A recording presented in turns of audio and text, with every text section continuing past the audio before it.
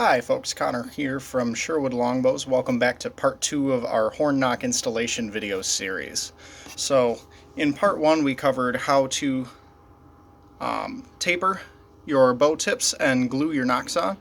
I suggest even with 5-minute epoxy waiting at least a half an hour to an hour before you do anything with it, because it's not actually 5-minute epoxy. It does not cure that quickly. So these have been sitting for about an hour, and as you can see, I've pre-slotted them for the knocking points. If you ordered a rework kit or ordered horn knocks, they will come pre-slotted rough like this, and you may have to make some adjustments with a 5/32 chainsaw file, which will be included in your rework kit. So all you have to do is assess the depth and the angle of the knocking points, and if they don't match your string, cut them a little bit deeper with this file, or a little bit of more of an acute angle toward the limb if they're not matching up with the string angle. So all we're going to do is we're going to take this file and we're going to rub it right through the groove, like so, until you reach about 1/4 inch of depth on your cuts.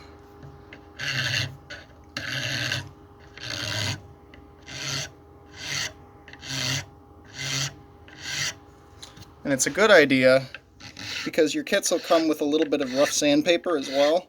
Go ahead and knock these hard edges at either side of the groove off, because otherwise, if they're left really sharp like this, they can cut into your string and break it or fray it.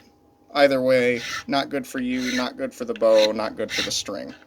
So go ahead and just file smoothly until you reach that 1/4 inch depth, and then go for about the same on the stringer groove, which will be the straight across one up higher on the knot. Once this is done, like I said, give me a quick minute to find my sandpaper here. Where did it go? Here it is. Once this is done, I take my really rough sandpaper and I run it along the faces just to knock them off, because again, sharp angles will kill your string and a dead string can kill your bow. So knock all those sharp angles off of every groove. And where the grooves fade into the rest of the knock, you can just fade them in with the sandpaper. Make one nice smooth transition. And the same over here.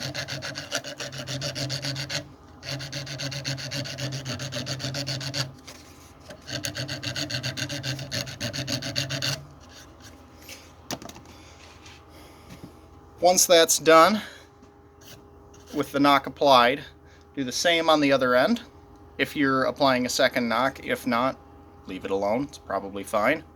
And then I like to smooth my knocks out with these 3M sanding sponges. They're about $5 a piece and they'll last you till you die of old age.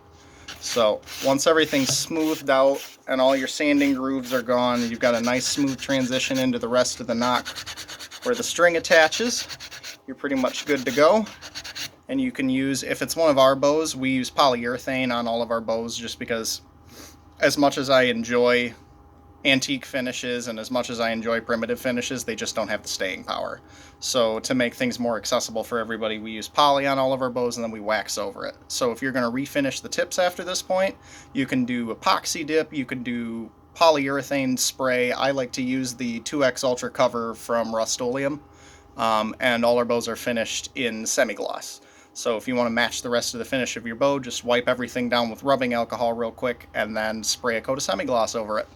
And you should be good to go at that point. Thanks for watching, guys.